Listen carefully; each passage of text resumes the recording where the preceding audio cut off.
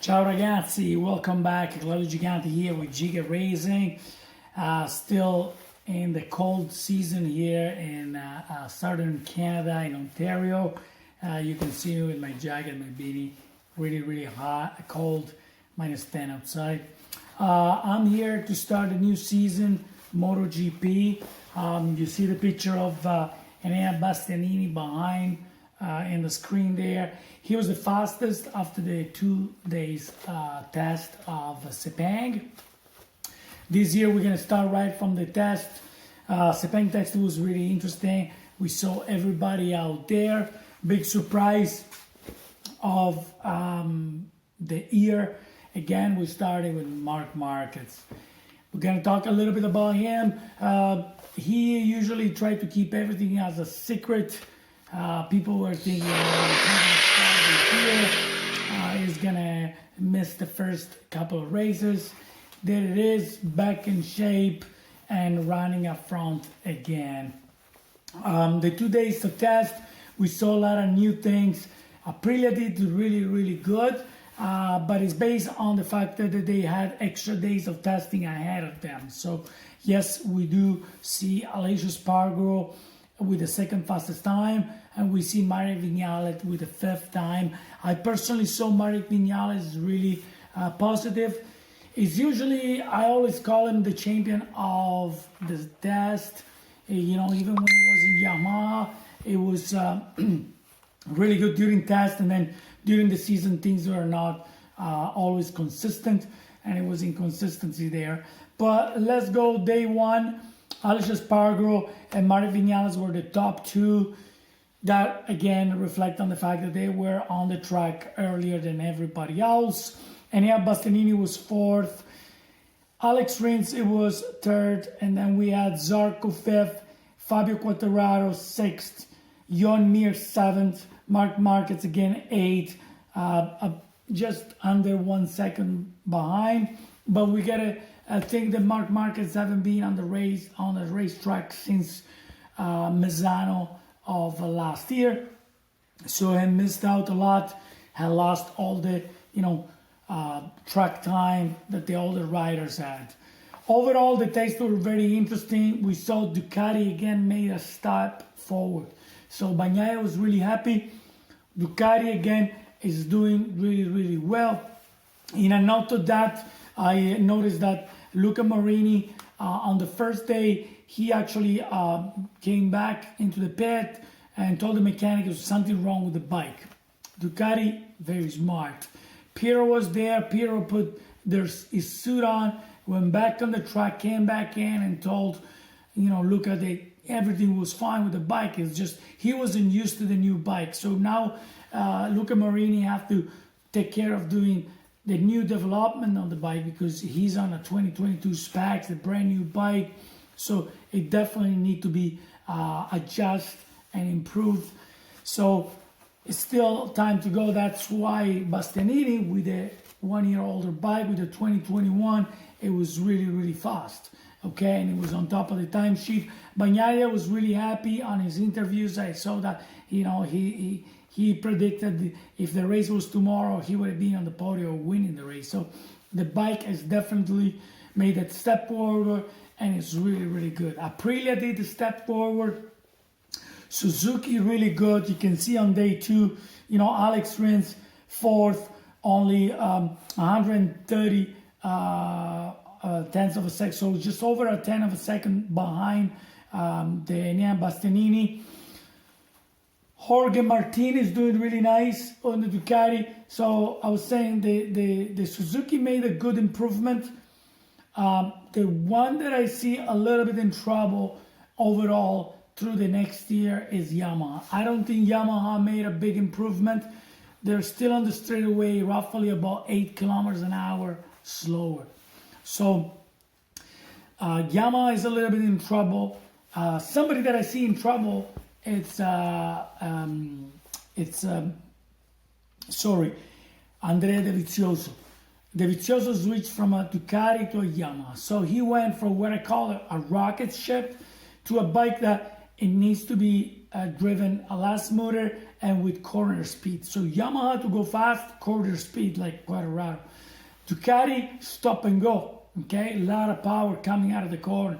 So what was happening, if you were watching Andrea Dovizioso, he was coming in too slow in the corner. So he was braking so hard, and then he was missing that punch out that Ducati give you. So obviously, Andrea's gonna have a hard time adjusting to this bike. It's been for several years with the Ducati, with that stop and go, a lot of power coming out of the corner and less corner speed. And he's gonna adjust his riding style to corner speed, getting more speed into the corner speed, and coming out with a lot of speed already out. So that's gonna be a challenge for him. For my point of view, I don't see him doing anything. He's not gonna get into the top 10, I'll say, for this year, or at least for the first half of the year. Hopefully we'll adjust, or it might not. So as far as the Yamaha goes, I can feel in the air, tense air with Fabio Quartararo. Every contract is up at the end of the year, so I see a lot of potential movements out there. I don't think Fabio Quartararo is going to stay with Yamaha if he doesn't see an improvement of the bike. And, I don't see that big improvement in there. On the other hand, I got to say, Suzuki, I saw a really big improvement. They do want to keep Rins and Mir in their team. So I think the step forward from Suzuki, well, we'll see it during the race, because again, the problem with testing is, it is testing, so you don't know 100% what is going to come out of it. So like, for example, like Mark Marquez, we saw him a little bit, behind on day 2. Sorry, I got to go through my list.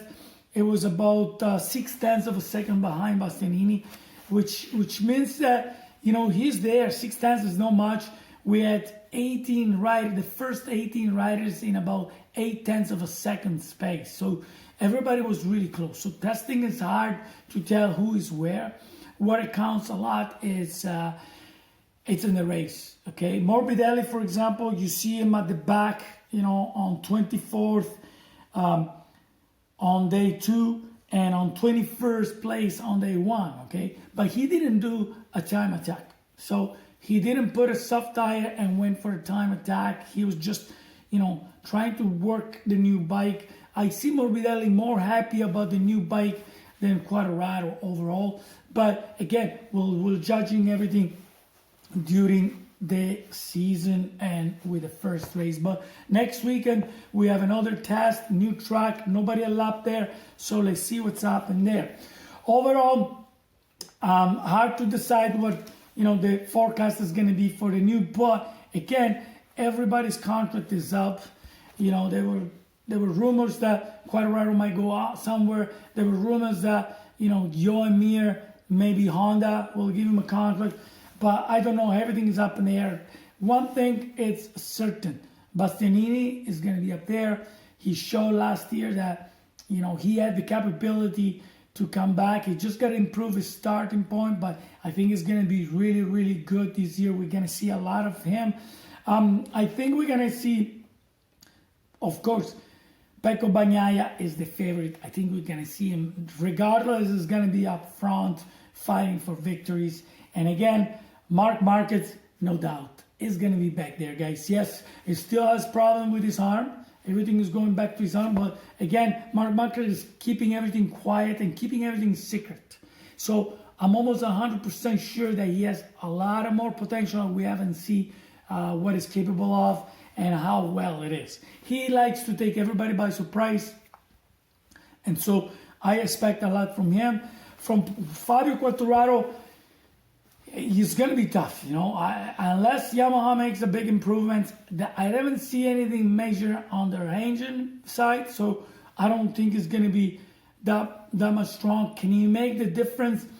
I don't know. Pecco Bagnaia and Marquez, they looked pretty strong at the end of the year. Before, obviously, Marquez had that problem with the vision, but I think we're going to see a lot from Pecco, and from Marquez and from Bastianini. Morbidelli, again, it all depends on the bike. So between Morbidelli and Quartararo, we kind of need depends on the bike.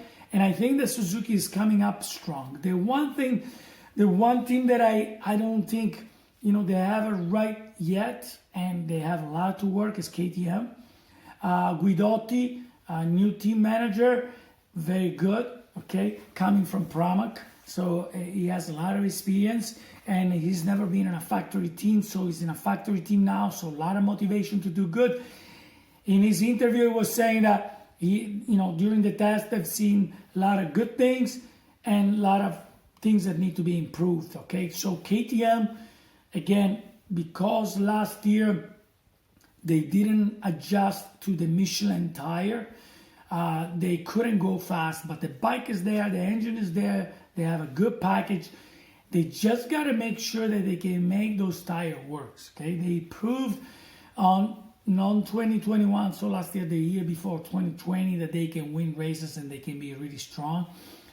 2021, it was a kind of setback for them because they didn't make work the tire. So I'm scared. I hope they can make the tire work. Talking about Michelin, the rules are a little bit changed this year. They're gonna have less compound to choose from, so they're gonna have more compound to focus on and less numbers, so more they can focus more on the compound they have. And they're gonna have, each rider gonna have less tires than last year. Last year they had 30 tires between front and rear. This year they're gonna be 28, and then on 2023 we're gonna move on 27 tires. So they're saying because they're trying to be more environmentally friendly, so using less tires mean producing less tire, less pollution, and so on and so on. So I hope it's not gonna be an excuse and now we're gonna have less tires, less compound. It's gonna be worse than last year. Last year it was a problem with tires. Some bikes can make it really work. Some factory couldn't make the tire work for their bike, just like KTM. So in that note, I'm gonna let you guys go. I'm gonna mention that this week I'm gonna do a special video on Valentino Rossi. I haven't talked about him much. Was there something missing at this test? Yes, the biggest missing on the test, it was Valentino Rossi. You can feel in the air, it was something missing. It wasn't the real, the same atmosphere that every year. But obviously, like Freddie Mercury used to say, show must go on. Valentino's gone, but MotoGP is still there. Hopefully we'll see him at some of the races with the VR46. And we'll see you next week, or actually, sorry, this week with the Valentino Rossi special, and next week with the next section of testing, okay, before MotoGP starts. Thank you again for watching MotoGP Talk with Claudio Giganti and Giga Racing. We'll see you next week. Ciao.